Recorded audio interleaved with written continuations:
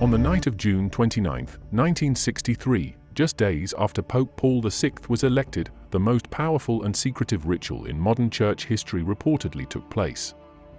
Not on the news, not in public, but deep within the Vatican itself.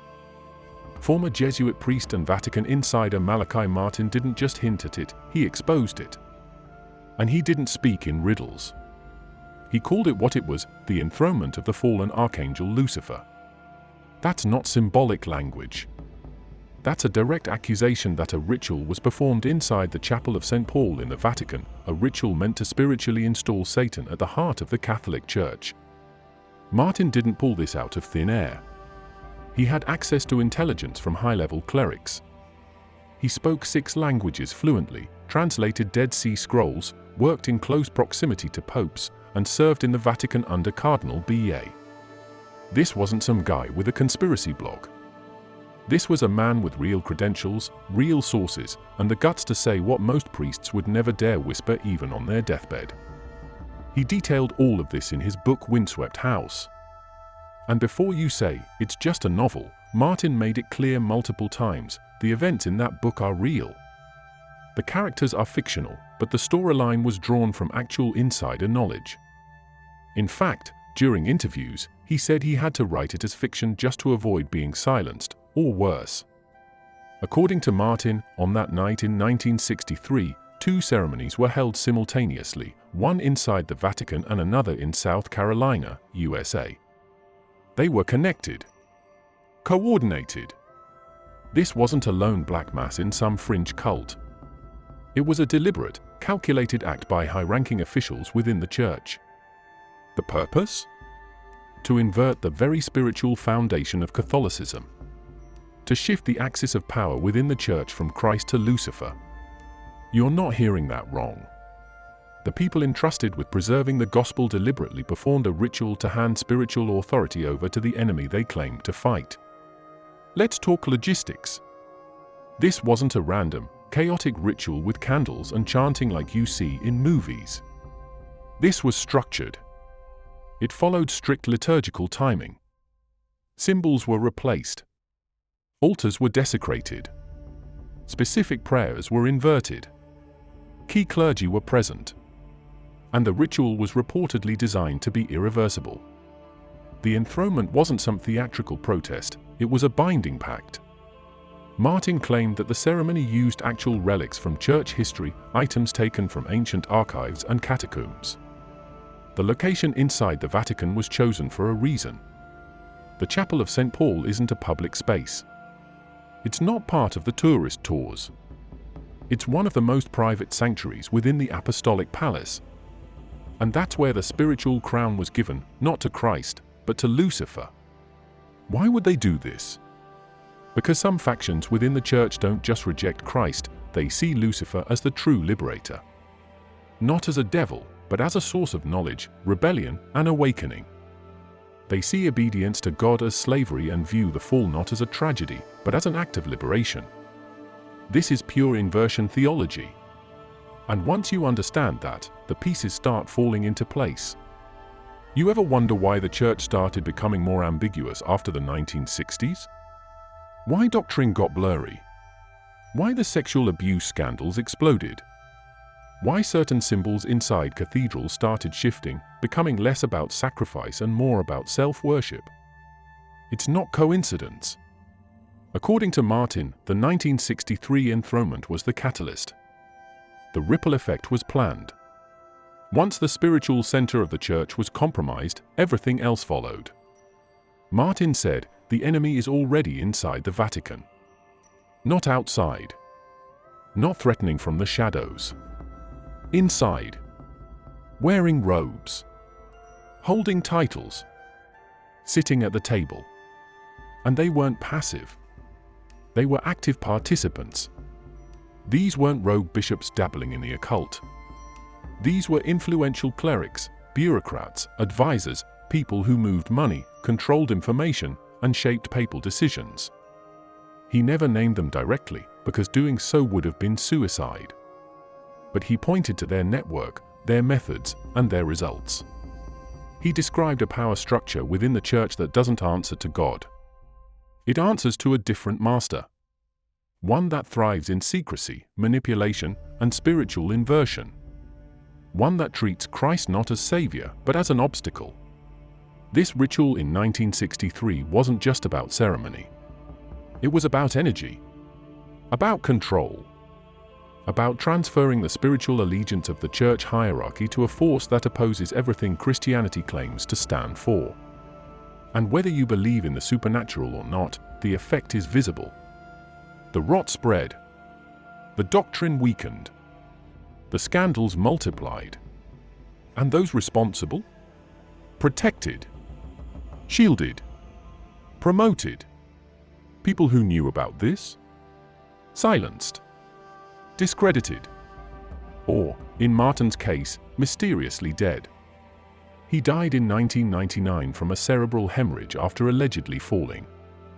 Some say he was pushed. Others say he was cursed. He had warned close friends before his death that he was being watched, that his phones were tapped, and that he wasn't safe. He even said, "If I am found dead, you'll know why." In June 1972, Pope Paul VI stood before the faithful and said something no pope had ever said before. He declared, and I quote, "The smoke of Satan has entered the sanctuary of God." That wasn't metaphor. That wasn't poetry. That was a direct, public acknowledgement from the highest spiritual authority in Catholicism that something dark had penetrated the core of the church. And it wasn't external. It was already inside. The Vatican didn't try to explain it. They buried the line under layers of vague interpretation. Some claimed he was referring to cultural change, secularism, or confusion after the Second Vatican Council. But that's not how insiders understood it. According to Malachi Martin, Pope Paul VI had reached a breaking point. The internal chaos had reached levels even he couldn't suppress anymore. Doctrinal integrity was collapsing. Liturgical discipline was disintegrating. Priests were abandoning their vows in record numbers. But none of that was random. It wasn't a natural evolution. It was engineered disruption, triggered from within. By 1972, Paul VI had already spent nearly a decade battling forces within his own administration. And no, we're not talking about liberal theologians. We're talking about coordinated factions with institutional power, pushing an agenda that had nothing to do with the gospel. There were bishops drafting documents that diluted essential church teachings. Cardinals promoting practices that blurred the line between Christianity and occult philosophy. The Pope knew. He watched it unfold. And he couldn't stop it. You want to know how deep this went? Let's talk about Paul VI's inner circle. After the council, he surrounded himself with so-called reformers. These weren't theologians concerned with pastoral care. These were operatives, men with diplomatic immunity, banking access, and global networks. Names like Cardinal Villot, Archbishop Bugnini, and others. Men who held keys to both the doctrinal machinery and the financial systems of the Church. Bugnini, for example, was the architect of the post-Vatican II liturgical reforms. But behind the scenes, he was accused, repeatedly, of Freemasonic affiliation. Malachi Martin reported that Bugnini's personal files included correspondences with secret societies. Eventually, Bugnini was exiled to Iran by Paul VI himself after those connections became impossible to ignore. But the damage had already been done. The new liturgy was already in place. The Mass had been stripped of its theological weight. Sacred rites reduced to theatrical performance. And the faithful didn't even realize it. Paul VI wasn't naive. He saw the system mutate. He watched as bishops who once defended doctrine began embracing relativism. He witnessed how moral teachings were undermined not through open revolt but through subtle reinterpretation. Confession became optional. Celibacy became negotiable. Hell became allegorical. And all of it was sold to the public as compassion and progress. By the early 70s, seminaries were imploding. Vocations collapsed. Nuns were abandoning their habits. Priests were leaving the church to get married, or worse, being quietly relocated due to internal scandals. And the Vatican's response wasn't outrage. It was containment, image management, public relations over purification. There were moments Paul VI tried to fight back. In 1968, he released Humanae Vitae, reaffirming the Church's opposition to artificial contraception. The backlash was instant. Bishops ignored it. Theologians ridiculed it. Catholic universities rejected it. And the Pope? He fell into what some close to him described as a deep depression. He reportedly said, "There is a great unease. At this moment, in the world and in the Church is experiencing a period of self-destruction." That's from his own mouth. That's not speculation. That's the pontiff admitting, in plain terms, that the institution he led was actively tearing itself apart. Malachi Martin believed Paul VI was spiritually isolated. His own curia didn't serve him, they obstructed him. Information was filtered. Decisions were delayed or sabotaged. Papal instructions were reinterpreted on their way down the chain of command. Martin even alleged that key documents from the Pope were edited without his full knowledge before being circulated. That's not incompetence. That's infiltration. There were also mysterious deaths during this era. Vatican archivists, bankers, priests, people who asked the wrong questions or saw the wrong files. They disappeared. Their deaths were ruled natural or accidental. But in almost every case, the records were sealed. Witnesses went silent. Journalists were warned. And the Pope? He aged rapidly. He was visibly shaken in his later years. In private meetings, he allegedly wept. Not out of piety, but from helplessness. Because he realized the machine was no longer under his control. He had become a prisoner inside the Apostolic Palace, surrounded not by servants of God, but by administrators of an agenda he couldn't fully name. Malachi Martin wasn't guessing. He knew names, factions, documents, and the real structure of power inside the Vatican. And he made it very clear there were two churches operating under the same roof. The Church of Peter, faithful, doctrinal, structured under apostolic tradition, and what he called the Superforce. This wasn't just some metaphor for modernism. The Superforce was a real, internal network, strategic, well-funded, ideologically driven, and actively hostile to the foundational teachings of Christianity. They didn't just disagree with doctrine. They wanted to dismantle it, gut it, and replace it with something else entirely. The Superforce was not some rogue element of misfit clerics. These were high-ranking prelates, diplomatic attachés, academic theologians, and yes, financial operatives embedded in the IOR, the Vatican Bank. This force was working in parallel with the official church structure but had its own agenda, its own chain of command, and its own liturgy. It wasn't an alternative opinion. It was an alternative religion. Their philosophy wasn't based on the Bible or the Catechism. It was Gnostic, occultic, Luciferian. Not symbolic Luciferianism, actual inversion of the gospel at the theological level. Malachi Martin described this infiltration in terms of strategic conquest. Not protests, not debates. Control. They didn't come in with banners, they came in with degrees, funding, promotions, and a deep understanding of institutional mechanisms. These weren't outsiders. These were men who wore the collar, who shook the Pope's hand, who signed the documents, who sat on the councils. And their job was to reshape the church from the inside out. You want proof? Let's talk about the transformation of language. They stopped using terms like salvation, sin, and eternal truth. Instead, the internal memos shifted to language like human potential, collective dignity, and spiritual awareness. That wasn't accidental. That was agenda-driven. You shift the language, you shift the theology. That's how you erase orthodoxy without firing a shot. Martin reported that many of these agents had ties to esoteric societies, networks with long-term interest in destabilizing the moral authority of the Church. We're talking Freemasonry, Rosicrucians, even elements within intelligence agencies that had strategic interest in a weakened, fragmented Catholic voice on the world stage. The documents weren't public, but they existed. Malachi Martin had access to some of them, and he said it plainly: there were cardinals on payrolls that didn't originate in Rome. They had money.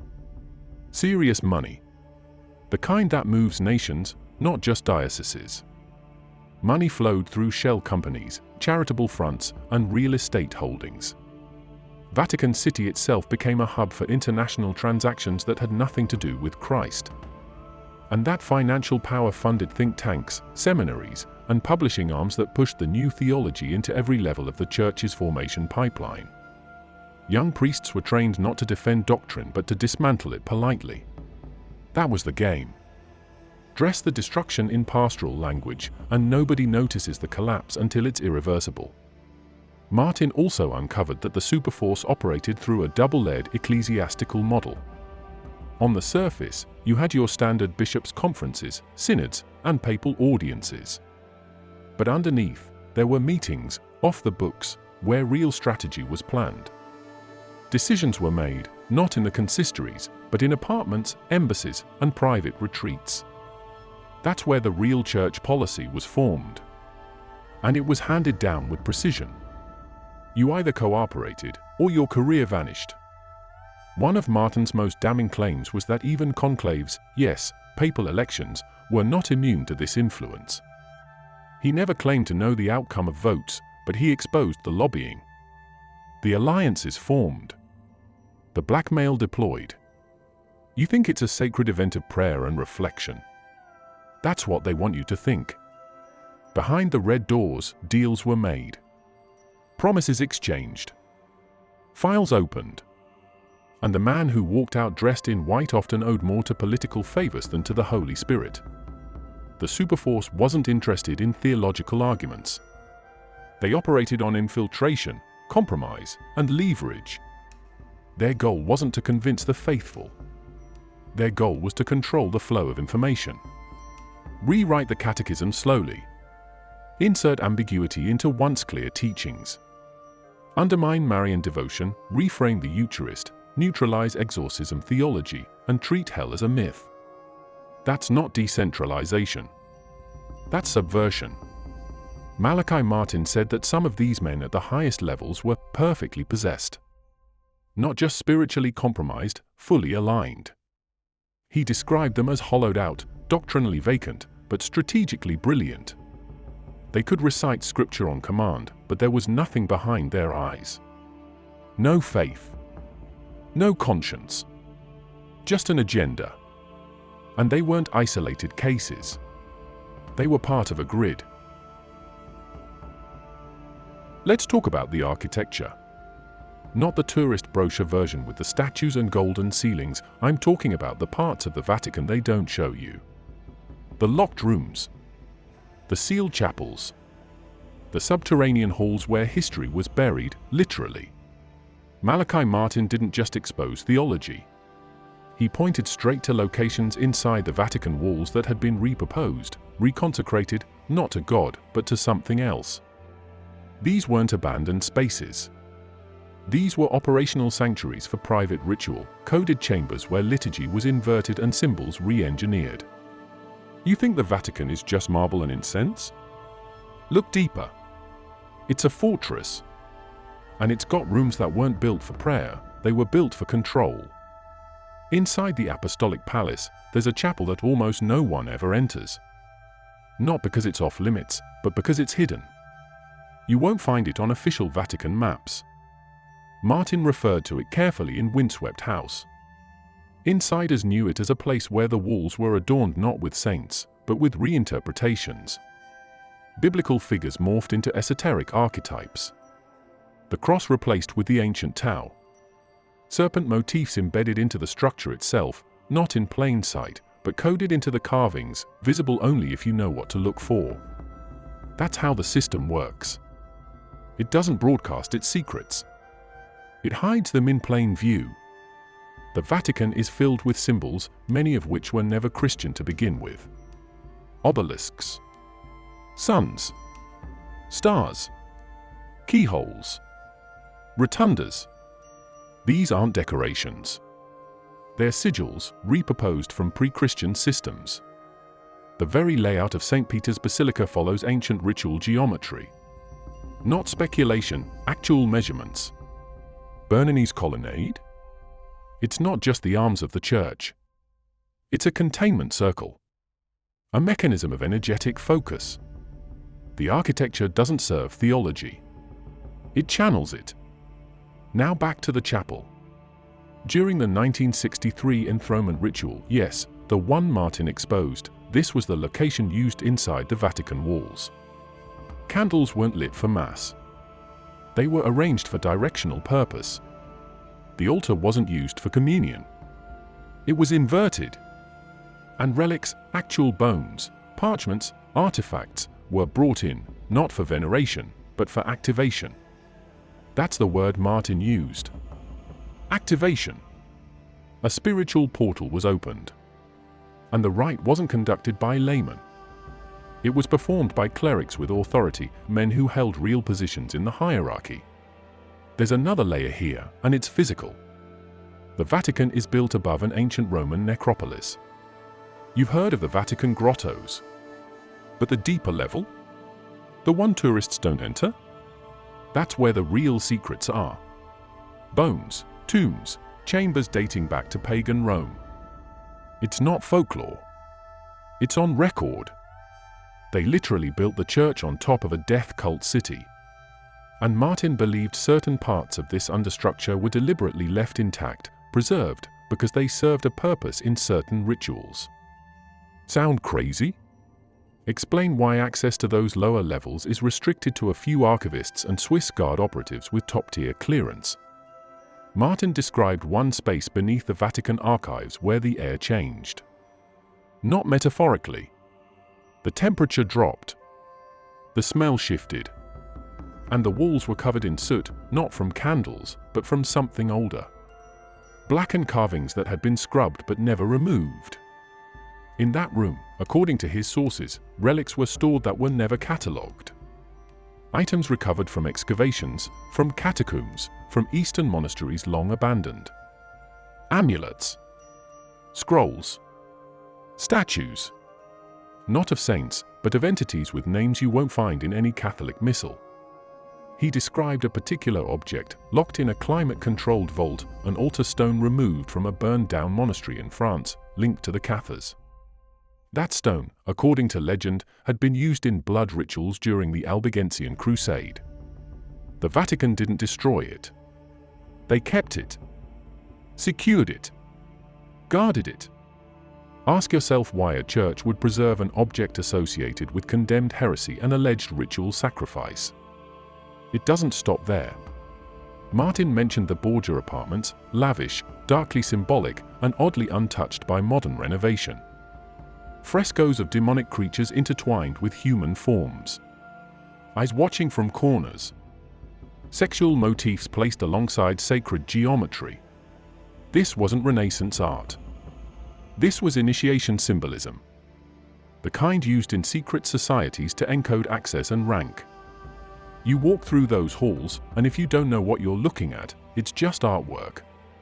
But if you've been trained in esoteric systems, it's a map. That's what Martin warned about. The presence of an infrastructure within the Vatican that wasn't just bureaucratic, it was ritualistic. It had chambers, keys, schedules, relics, objects, and a chain of command. These weren't accidental. These were designed. Built over centuries. Hidden in plain sight. Repurposed as the church evolved. Not discarded. Retained. Because they were still useful. And let's be clear, these weren't harmless traditions or academic curiosities. These were active components of a deeper program. Rooms with locks that only a few people held keys to. Documents that never saw daylight. Statues that were covered, not removed. Altars that were reused, not for Mass, but for rites no priest would dare speak of in public. Martin said, bluntly, there are places in the Vatican that no exorcist would enter without permission. There's a reason Malachi Martin didn't just talk about theological corruption. He talked about blood, about victims, about actions that weren't symbolic, but physical. The abuse crisis in the Catholic Church isn't just about moral failure or psychological disorders. That's what the media and PR departments want you to believe. Martin dug into the pattern, the ritualistic structure, the systemic protection, and he came back with one conclusion: the abuse was not random. It was coordinated, sustained, and in some cases, ritualistic. These weren't just predators. They were practitioners. Martin said it straight. Some of the worst acts of abuse were sacrificial. Not in the metaphorical sense. Actual acts carried out in line with ancient rituals designed to desecrate innocence. Why? Because within certain dark belief systems, the destruction of innocence carries immense spiritual energy. These people didn't stumble into sin, they used it. They believed in its power. And they were protected from the very top. Let's be precise. The victims were overwhelmingly children. Not just boys. Children. And the perpetrators weren't just parish priests in isolated rural towns. They were seminary instructors, bishops, theologians, men with access to formation centers and international diocesan networks. These were not isolated incidents. These were pipelines, patterns, protected routes of movement. And whenever a case broke open, the process was always the same: deny, relocate, silence. Martin said this protection was not incompetence. It was a design. He pointed to the Jesuit network in particular. Not all Jesuits, but factions within, who created theological cover for these acts. You think I'm exaggerating? Look into the writings of certain liberal theologians from the 1970s and 80s who redefined sin, who rejected objective morality, who said desire was sacred regardless of context. They weren't theorizing. They were providing ideological cover for real abuse. Martin had sources who described ceremonies held during closed spiritual retreats, events where abuse took place alongside inverted prayers, in buildings owned by the church but restricted to internal clerical access. Victims weren't just assaulted, they were used. Used in rituals that mocked the sacraments. Inverted baptisms. Profaned Eucharists. Even parodies of ordination rites. This is real. Multiple victims across different countries, different decades, described scenes too consistent to be coincidence. And let's not forget how the Vatican responded, not by firing, not by imprisoning, but by shifting. Pedophile priests were moved across borders with full institutional support. Bishops who covered up decades of abuse were promoted. Vatican officials stonewalled investigations, blocked access to documents, and claimed pontifical secrecy to withhold evidence from criminal courts. Martin wasn't surprised. He had warned that the church had become a fortress of silence, where evil was not just tolerated, it was institutionalized. There's more. One of Martin's most disturbing claims involved what he called ritualized desecration. He said certain acts were not simply crimes, they were offerings. Read that again. Offerings. The abuse wasn't always hidden out of shame. Sometimes it was documented internally, passed among a circle of clerics who saw it as part of their practice. Martin claimed some high-ranking clergy kept journals, not for repentance, but as records of performance. He said there was a system of advancement among these circles, those who participated, those who protected, those who facilitated. The ritualistic element became even clearer when looking at the symbolism involved. Certain locations where abuse occurred contained architecture that mirrored the hidden chapels Martin previously exposed. Circular patterns on the floor. Obscured symbols etched into windows. Statues with anomalous hand positions, repurposed for signals only insiders recognized. These places weren't ordinary. They were built to be seen by the initiated and ignored by everyone else. And while the church publicly apologized decades later, Martin said that was theater. Damage control, aimed at minimizing lawsuits and shielding assets. Behind the scenes, the culture remained. Files were destroyed. Whistleblowers were punished. The Vatican Bank quietly funded settlements while never once holding bishops financially accountable. Even after hundreds of priests were outed, very few were ever defrocked. Fewer still saw a prison cell. Martin interviewed multiple exorcists who told him they had encountered victims who described not only abuse but possession. Children whose experiences were so spiritually violent that they had opened doors to things that normal priests weren't trained to handle. One even told Martin, this wasn't just trauma.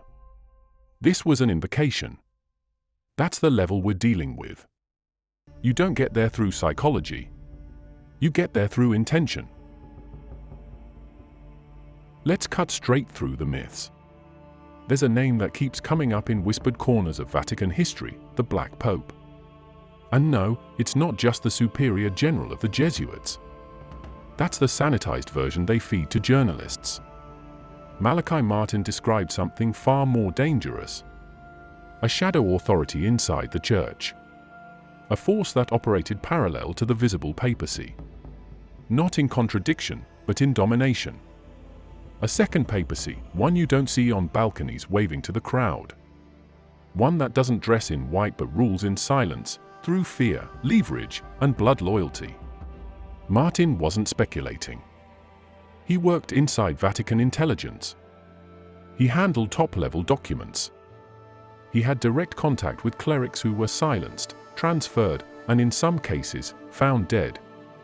His claim was simple and brutal: there exists within the Vatican a hidden leadership structure that serves an entirely different master. A spiritual chain of command not rooted in Peter or Christ, but in inversion, Luciferian ideology operationalized through ritual, finance, and diplomacy. You want names? He never gave them directly. Not because he didn't know, but because if he did, he'd be dead in 24 hours. But he did give clues. He described a network of cardinals and curial officials who met regularly, off the record, in private apartments and embassies. Men with dual allegiances, clerical on the outside, something else behind closed doors. These weren't rebels. These were architects. And their fingerprints are all over the modern church's collapse in moral clarity, doctrinal integrity, and liturgical sacredness. This black papacy doesn't wear a crown. It doesn't need to. It wears influence. It controls the Vatican Bank. It manipulates papal conclaves. It oversees key appointments. And it has the resources to remove anyone who becomes a threat. Martin directly linked this force to the sudden and unexplained death of Pope John Paul I in 1978, 33 days into his papacy. Let's be clear, Albino Luciani wasn't a radical. He was a reformer. He wanted to clean house. He had a list of names, and he planned to start firing. But he never got the chance. Found dead in bed. No autopsy. No investigation. Just a fast burial and a media blackout. The timing wasn't random. John Paul I had already begun quietly examining the inner workings of the Vatican Bank, at that time deeply entangled in international laundering, secret political funds, and Masonic infiltration. He was also probing into a ring of bishops allegedly tied to ritual abuse and protected by senior officials. He had scheduled private meetings. He had refused to play along. And suddenly, he was gone. Martin hinted at the method: poison administered in a drink the night before, most likely digitalis. Delivered by someone trusted. No violence. No struggle. Just silence. Clean. Untraceable. The Vatican called it a heart attack. But insiders know the truth: he was neutralized. This is how the Black Papacy operates. Through preemption. Not retaliation, prevention. They don't wait for exposure. They make sure it never happens. Martin said that certain bishops had their phones tapped by other clerics. Not civil authorities. Internal Vatican intelligence. If you were suspected of disloyalty to the Shadow Order, you were marked. Sometimes you were sidelined with fake charges. Sometimes exiled to a meaningless diocese. And in extreme cases, eliminated. Martin also described the use of spiritual manipulation at the highest levels.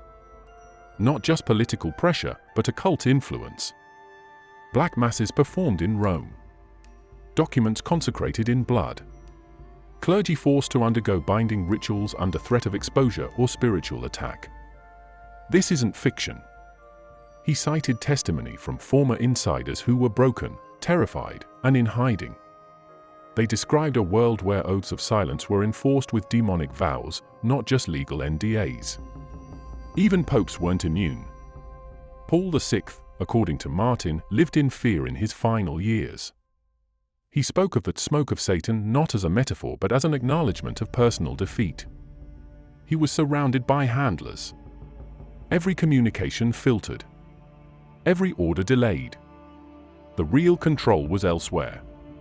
And when John Paul II came to power, he played the long game.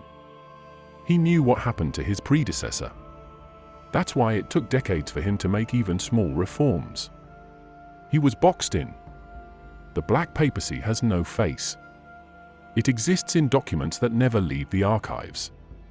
In meetings that happen between midnight and 3 a.m. In bank transfers routed through obscure charities.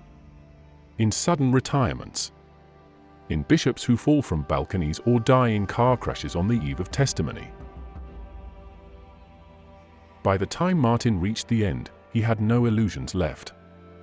He told friends he believed the Church had entered its final war. That the line between the human and the inhuman had been crossed. That Lucifer had not only entered the Church, he had been enthroned. That wasn't a figure of speech.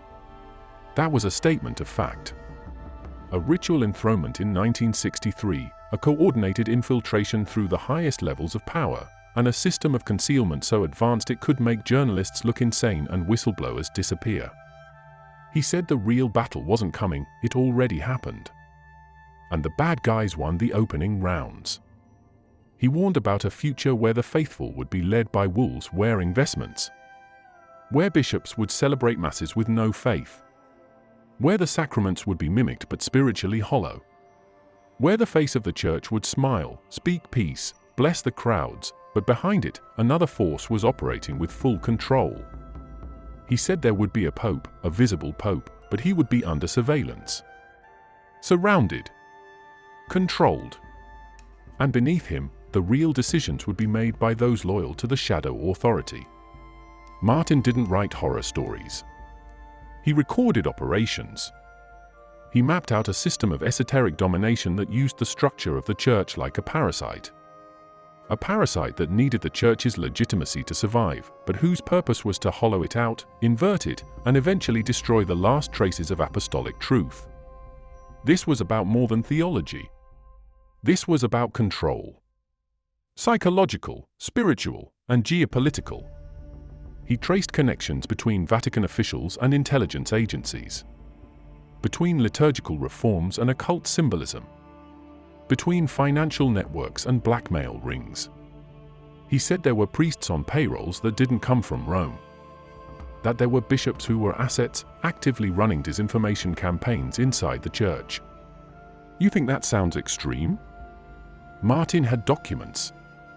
Testimonies. He never published everything. He said doing so would mean death. And yet, he still gave us enough. In his last interviews, his tone shifted. He wasn't hopeful. He was clear.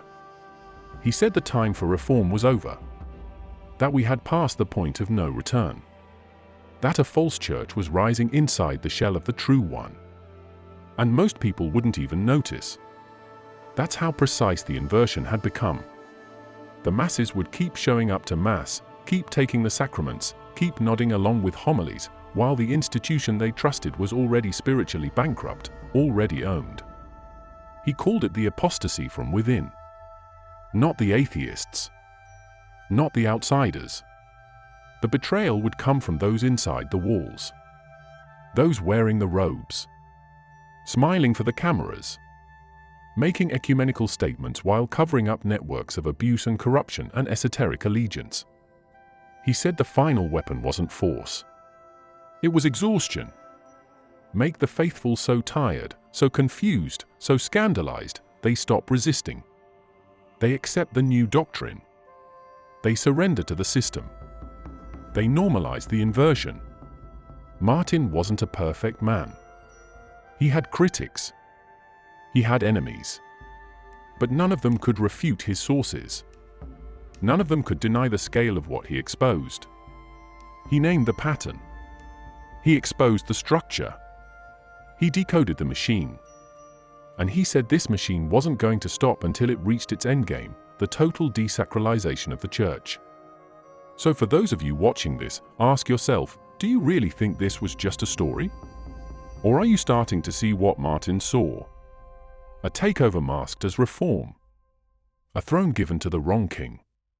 And a silence that keeps getting louder. Thanks for watching till the end. If you made it this far, you're not afraid of the truth.